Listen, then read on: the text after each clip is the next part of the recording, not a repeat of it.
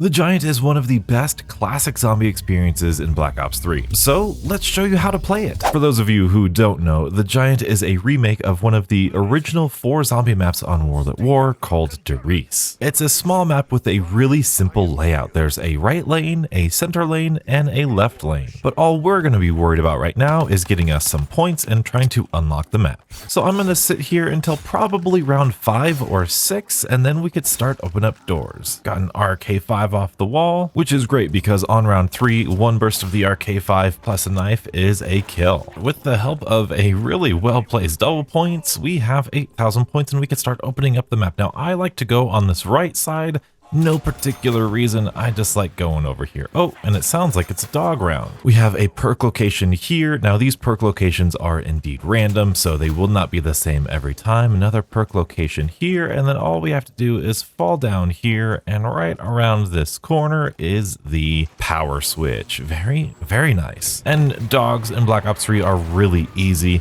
They're like a one shot to the head, so nice and easy to take care of. Very good. There is that. And there's another perk location here. Ooh, that's Juggernog. I'm actually going to take that right away. And then I remember seeing Quick Revive in here, and we are playing solo, so I'm going to get myself some Quick Revive. And you know what? I was going to get a Thompson. In fact, I still might. Well, Thompson, a VMP. This is the Thompson. This is where the Thompson was back in Der Riese. But I'm actually going to hit the box and see what we get. A Locust. Well, that's unfortunate. I'm going to get myself a VMP here. And just outside this power switch is another door that we can go in here, leading to another perk machine as well as another teleporter. Now, these teleporters are how we unlock Pack-a-Punch. All you need to do is go in them, press the interaction button to initiate the link to the mainframe, and you can see we've got a timer stopwatch there in the top left corner of the screen. We have 30 seconds to run all the way back to spawn, killing zombies as we go on. And we are going to go all the way, go through here, and we are going to link it to this telepad right here. And you can see that lowers down the Pack-a-Punch, which was here all along, 1/3 of the way. So that's how we do it. And then usually this spawns in a random power up. Now, sometimes it doesn't spawn in anything. Sometimes you can get a perk bottle drop. That's a really fun thing about the teleporter here on Der Riese. The reason I get the VMP is because it's a good enough SMG that it can still kill, but it's not super strong to where you're not going to get any points. Now, in order to show you a training strategy in the spawn room, I'm going to leave this door closed, but if you're playing casually and you don't want to train in here, you can open that door. But if you walk into here, you can go all the way around and get access to this left side of the map just by going through here. It's just a long way around. It's not that big of a deal. Through this door, we have another section of the map, some corridors here, but we want to go down to this left side, even more left, because there's another teleporter, and we're going to initiate this link here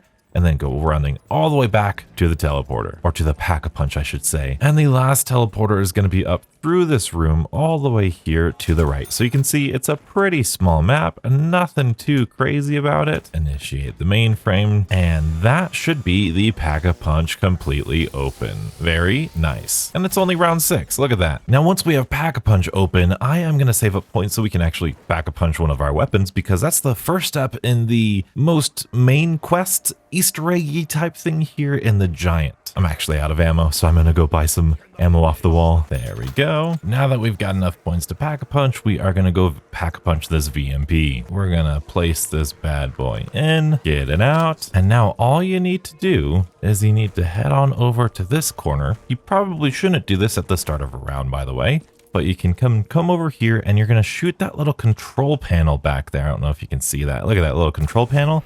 Shoot that guy, and it's going to launch a whole bunch of these objects. You'll get a character quote from Maxis. And now we are on the lookout for 3 teddy bears. One of which, if you come into the power room, is going to be up there. I don't know if you can see that little teddy bear right there. I'll try to get it in focus for you. If we shoot it, you can hear a little quote. The next one is going to be on the right side of the map here in this teleporter, and it's going to be in this little well here, I think. Yeah, you can see it right there. If you just jump up, shoot it, that's number 2. And the last one is on the left side of the map here in this teleporter area, and you are gonna look in this little thing. This one's the hardest to see, so you can just shoot in this back corner. It's actually a monkey bomb right there in that back corner. It's gonna be hard to see on YouTube, but you can kind of make it out in your own game. Now you're thinking, Donuts, why are we doing this? This is a weird little Easter egg. What does this give you? Well, if we make our way into the VMP room, we see this furnace and we get ourselves the Annihilator, and plus it's a good amount of XP too, well 1000 XP. So this gets us the Annihilator, which is good at killing zombies until like round 20, but you know, it's fun. Now, if you want to listen to the musical Easter egg, that's really easy because if you go into this room, there are 2 chambers right here that you have to interact with, one up there, one up here. You might even need to jump for that. And I did forget to mention, you can go up these stairs right here, and around this corner is another perk machine. And then if you continue back on this way, this is just the power room. It's just the left side of the map. And then the third little thing, brain stem thing you have to interact with is right here in this room next to these frag grenades on the wall right there. And that will get you the Beauty of Annihilation remix. Another fun fact about the giant is this is Icarus, the plane used by the Mob of the Dead mobsters to escape Alcatraz? Question mark. Really cool to see it here. This caused so many questions, so many concerns back in the day that still are unanswered. But for the next big Easter egg, I'm gonna hit the Gobblegum machine for immolation liquidation because we're gonna need to hit the box. Perfect. Hey, we got it first try. Look at that. Now, you can actually pop all 3 of these immolation liquidations, these fire sales, at the same time, and the fire sale will last 3 times as long. So this is a great way to get really consecutive box spin hits. We are going to be looking for the Wonder Waft, that's the wonder weapon here, but mainly monkey bombs. Ooh, the dingo. Actually, I'm going to keep the dingo here, and I'm going to start this trap. That's an electric trap that you can use. Ooh, the ray gun. Well, we got neither of anything that we wanted. Oh boy. We'll pack-a-punch that dingo because it's actually really good here on the giant. Hey, whoa, we got the monkey bombs. That's not too bad of a wait. That's awesome. All right. But while we're up here, this is a great time to talk about how great and classic of a camping spot this is. This is the Derice Catwalk. This is a long straightaway where no zombies will jump up here. They will only come from the stairway and this window right here. So this is great for if you have an LMG or 4-player people just sitting all up here taking turns hitting the box and reloading their weapons. This is a great classic camping spot. It's not the fastest, it's not going to be like Cold War or Black Ops 4 level camping spots, but this is still really fun and it is really great. It's a good relaxed place to just sit back and kill zombies. And this is also where I grinded out all of the reticle camos. As you can see, I have Juggernog right now. No, I don't normally run a thermal sight, but I'm just trying to get all of the challenges complete. But let's get to this Easter egg here. So this Easter egg involves the monkey bombs and the teleporters. Now we opened up the teleporters and we're actually going to get to use them now because we're going to throw in a monkey bomb before we get in here. And then we're going to teleport. You can teleport with the teleporters, you know. And then you get teleported to this where we linked them up, and you can see on this keypad right here, one of these things is green. And we got some bonus points too. And you guessed it, we're going to need to repeat this process with the other 2 teleporters. Throw in the monkey bomb, teleport with the monkey bomb, head on back to spawn, and once we're here, another green light will appear here. Keep in mind, this does take 1500 points to teleport with these teleporters, and you do lose a monkey bomb, so when you use all 3, you'll be out of all 3 monkey bombs. But we got this last one here, we're gonna teleport, and that is gonna make it so that all of these lights are green, and you can push the big button, and as you can see, that giant head, that giant Origins robot head is gonna shoot its laser, bounce it off of that plaque right there, and we have a secret perk location, and oh my goodness, we got so lucky here, beautiful people. Also, that bonus points, that got me 2,400 points. Wow, I've never seen that many bonus points. But this is a hidden perk location. This was a snow pile before,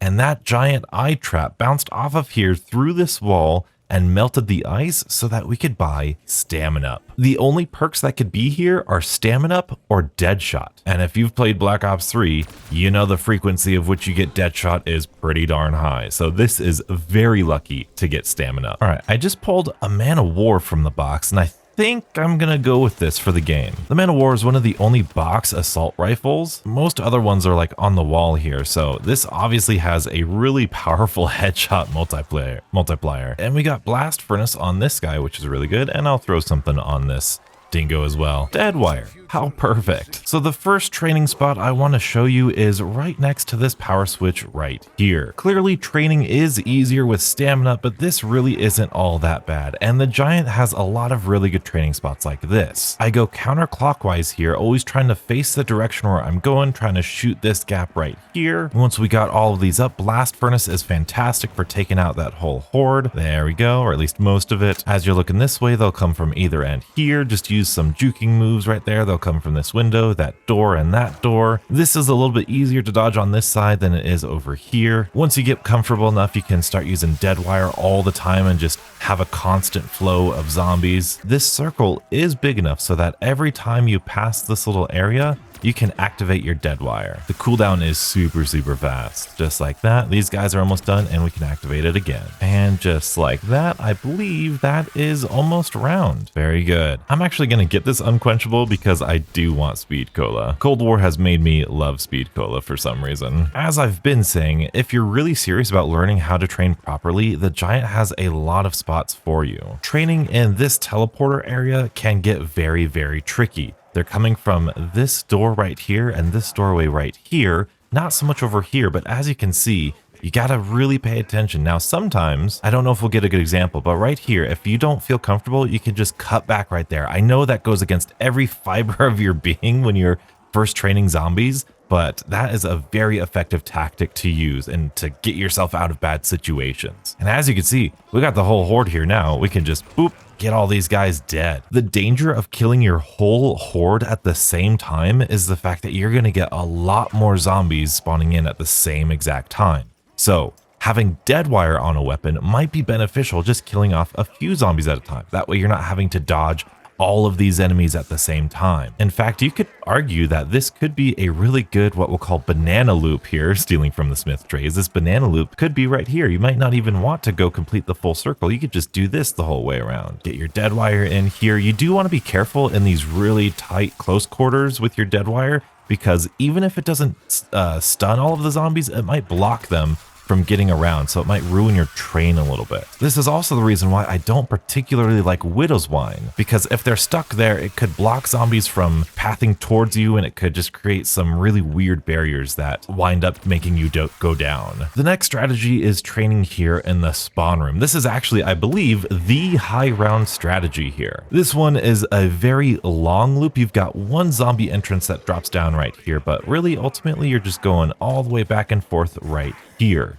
Now you have an RK5 on the wall, so usually people get dead wire, and you've got the Shiva over here. You can get turned on that, and that's how people go to high rounds. But if you don't want to do that, that's fine. You could just sit here like I'm doing, just going back and forth, trying to shoot your gaps, turn to this corner, turn around here, try and survive as best as you can. Now, the reason we closed this door, or kept that door closed, is because we do not want more enemies coming from that area. You can see how weird and awkward this already is. Having even more streams of zombies come through here can be very dangerous. It's possible, but especially without something like the Wonderwaff, you can see how close this is getting right now. And if you have an emergency situation, you can come up here, kind of just rush back if you feel uncomfortable, and then you can blast furnace these guys. Look at that, beautiful. And don't be afraid to improvise. Don't be afraid to, if you don't follow the exact path that I did here, in fact, I'm not going to use that.